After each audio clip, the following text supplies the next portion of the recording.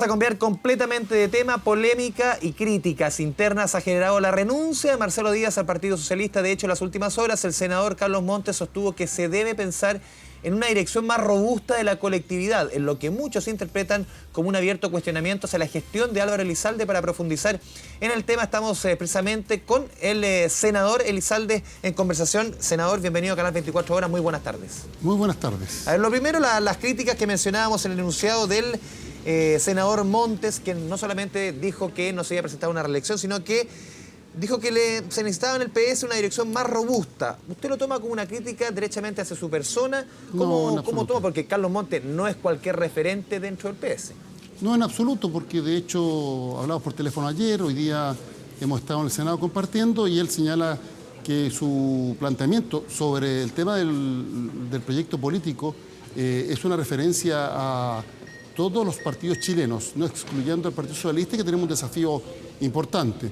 De hecho, Carlos Montes a mí me ha apoyado permanentemente en la gestión y ha sido siempre una contribución. Así que sus declaraciones en absoluto pueden vincularse con otros puntos de vista que han manifestado otras personas. Senador, la semana pasada conocimos la partida desde el PS de Marcelo Díaz y con el correr de los días se sumaron cerca de 70 ya ahora ex militantes. ¿Usted teme una fractura dentro del partido o sencillamente esto va a ser a la larga algo puntual? ¿Cómo lo ve usted?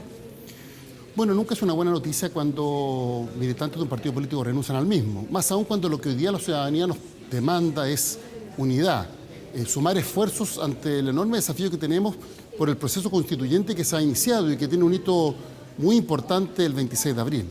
Me parece que tenemos que reforzar todas las iniciativas que contribuyan a generar esta unidad y, por tanto, la dispersión, la atomización de los esfuerzos de quienes compartimos visiones, valores y principios, sin duda que no es una buena noticia. Senador, lo quiero llevar a la discusión que se estaba llevando recién en la Cámara Alta. Habíamos escuchado al ministro Blumel, al ministro Espina, este proyecto de ley que busca proteger infraestructura crítica, que sea protegida por militares en casos de estados de alerta que decrete el presidente de la República. ¿Cuál es su posición personal, por lo menos tras lo conocido, lo que ha detallado el ministro Espina de este proyecto? Mire, hay en primer lugar un problema de cuándo se legisla, en este caso cuándo se tramita esta reforma constitucional. Porque esta no es una discusión que se da en abstracto, se da en un contexto concreto tras un estallido social en que los chilenos y las chilenas se han movilizado a lo largo de todo el país. En el pasado ha habido gobiernos que han sacado a los militares a las calles para velar por el orden público, a propósito de catástrofes naturales. Y eso ha contado con simpatía de la ciudadanía. Pero cuando los militares salen a las calles para controlar, podríamos decir, manifestaciones contra decisiones que adopta un determinado gobierno, eso no es una señal que en absoluto contribuya a pacificar los espíritus y a generar un clima distinto. Y por eso le hemos planteado al gobierno que no debe insistir en que lo que está aconteciendo en Chile es un tema solo de orden público. Se debe asumir la demanda social y se debe canalizar y dar respuesta a la misma. Senador, pero adicionalmente, en el proyecto de reforma, la infraestructura crítica queda a definirse transitoriamente por un decreto, es decir, el propio presidente de la República por un decreto va a definir lo que es infraestructura crítica, mientras no se tramita la ley respectiva. Y eso obviamente genera incertidumbre respecto de cómo se va a utilizar esta prerrogativa. Sí, justamente dentro de la explicación que entregó el ministro Espina, aquí estoy citando puntualmente lo que dijo dentro de la sala, ¿qué es lo que sería infraestructura crítica? Las instalaciones o sistemas, componentes de empresas o servicios, cualquiera que sea su naturaleza, finalidad o función que atienda a servicios de utilidad pública, cuya perturbación en su funcionamiento o destrucción tendría un grave impacto sobre la población, el gobierno, el Congreso, el Poder Judicial o los órganos de administración del Estado. Por lo menos está bastante detallado en este enunciado que pone el presidente y que el ministro de Defensa y que lo entregó en la Cámara Alta. Sí, pero hay una norma transitoria en esta reforma que señala que mientras no se regula legalmente, el presidente a través de un decreto supremo puede determinar qué se considera infraestructura pública. Es decir, el presidente solo ante sí. ¿Cómo se fiscaliza esta atribución? ¿Cuáles son los mecanismos de control para evitar cualquier tipo de abuso o alguna decisión desafortunada, como lamentablemente son las que ha adoptado el gobierno desde que se originó este conflicto?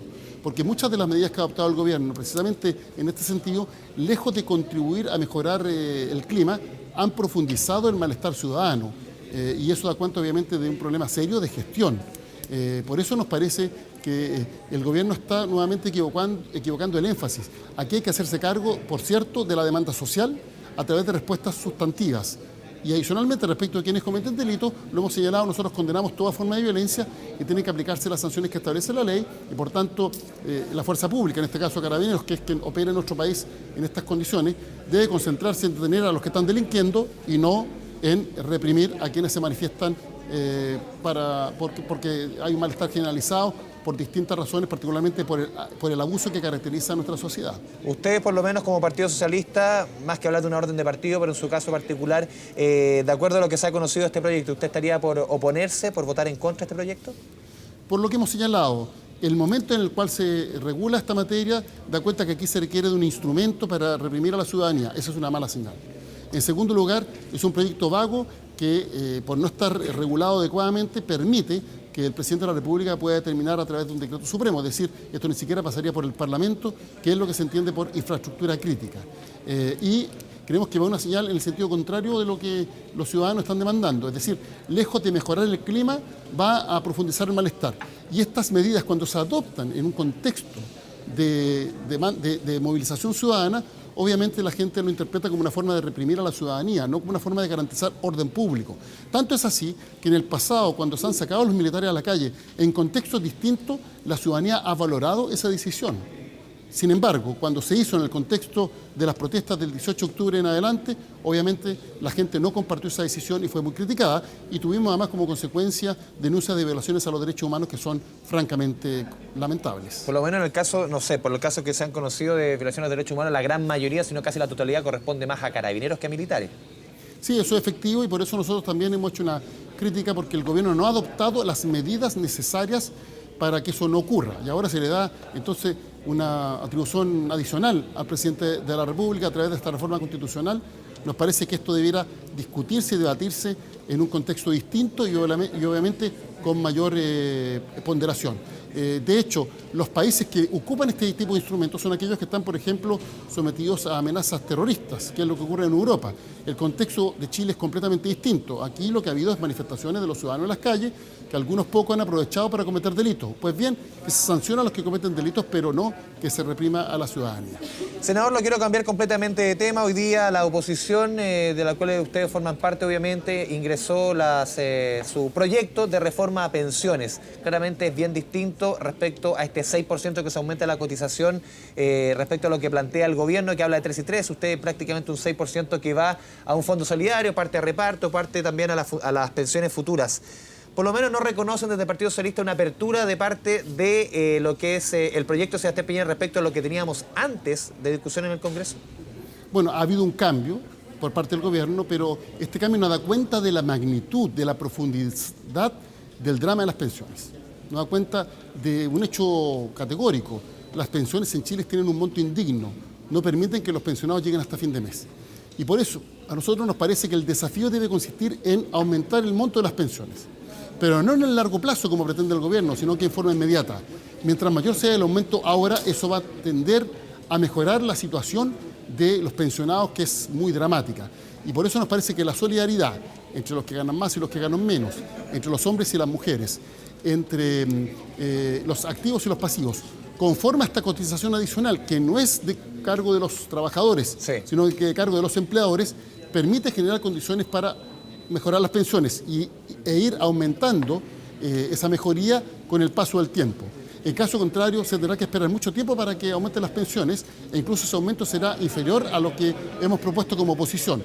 Más aún, nos parece que es fundamental que además existan recursos públicos para contribuir a que las pensiones de quienes no están propiamente en el pilar solidario, que ya fue aprobado con el proyecto de ley que se aprobó hace unas semanas, sino que quienes forman parte del sistema de AFP obviamente mejoren, porque es evidente que las AFP no están dando respuesta a las necesidades de seguridad social que existen en nuestro país, porque están pensadas bajo la lógica de mercado y no bajo la lógica de solidaridad, que es esencial en todo sistema de pensiones en el mundo. Senador, de acuerdo a lo que detalló el presidente de la República en su cadena el miércoles pasado, él señalaba que por lo menos para cerca de 1 millón de jubilados inmediatamente el proyecto que ponía arriba de la mesa la moneda significaba un aumento. En el caso de los hombres de 56.000 pesos en sus jubilaciones, en el caso de las mujeres prácticamente de 70.000 pesos. La propuesta que ustedes ponen como posición arriba de la mesa, ¿tiene en términos de número, derechamente, un guarismo mejor al que pone arriba de la mesa el presidente Piñera? Se lo planteo muy simple, independientemente de los números exactos. mientras más sean los recursos, mientras más sean los recursos que se administren con criterios de solidaridad, mayor puede ser el aumento que se realice hoy día. La cotización adicional va aumentando progresivamente, por tanto va a tener que ir complementada, y eso se lo hemos dicho al gobierno en una primera etapa, con recursos públicos. Creemos que esos recursos públicos, en la medida que se vaya consolidando el aumento de cotización, podrán ser destinados para profundizar el aumento de las pensiones, que eso es fundamental. Pero mientras mayor sea la solidaridad, mayor es el aumento que se puede realizar a las pensiones. ¿Cómo van ustedes a manejar también la propuesta que viene quizás del ala más izquierda, uno podría decir, de la oposición, Partido Comunista, también el Frente Amplio, que derechamente están hablando de no más AFP? ¿Su propuesta sigue considerando a las AFP dentro del tema previsional?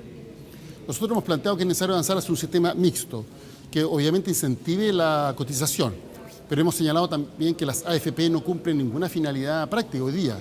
No están garantizando las pensiones que merecen los adultos mayores y por tanto se requiere un cambio de mirada. Respecto de este proyecto en particular, que se refiere a la cotización adicional, existe un acuerdo del conjunto de la oposición que se le ha presentado al gobierno el día de hoy y por tanto se ha arribado a un entendimiento, al menos en lo que respecta a esta cotización adicional.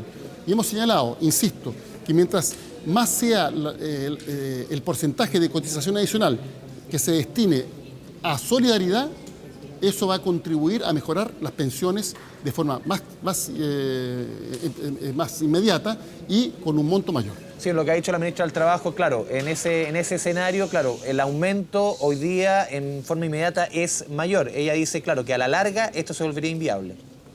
No, no es así porque nosotros hemos planteado mecanismos a través de los cuales se tengan que administrar estos recursos que pueden ser de carácter mixto, ya sea una parte de reparto y otra parte a través de lo que se llaman cuentas nacionales, que es una especie de ahorro colectivo. Y eso permite, obviamente, mantener el aumento de pensiones en el tiempo. No hemos planteado bajo ninguna circunstancia un mecanismo que signifique que todos los recursos se gasten ahora y que para el día de mañana no haya cómo financiar las pensiones, entendiendo que la composición demográfica de nuestro país ha cambiado. Hace décadas atrás era una pirámide, muy pocos adultos mayores, muchos jóvenes. Hoy día es un rectángulo y va a tender a ser una pirámide invertida. Pocos jóvenes y muchos adultos mayores. Por eso hemos planteado que la forma de solidaridad debe permitir que el aumento de pensiones se proyecte en el tiempo considerando las variables demográficas. Pero lo que no da resultado es el sistema de AFP, en que finalmente, si es que solo se administra con el criterio de capitalización individual la cotización adicional, pues bien, ¿cuántos años tiene que esperar un pensionado para que las pensiones aumenten el equivalente al aumento de la cotización? 4 décadas. Se agrega los años de transición para llegar a la cotización correspondiente, que eran 8 originalmente, se están planteando 12, estamos hablando ya 50 años. Es decir, la propuesta del gobierno implica un aumento significativo de las pensiones en medio siglo más. Eso, francamente, no da cuenta de la demanda social que se expresa en las calles. Nuestra propuesta es distinta.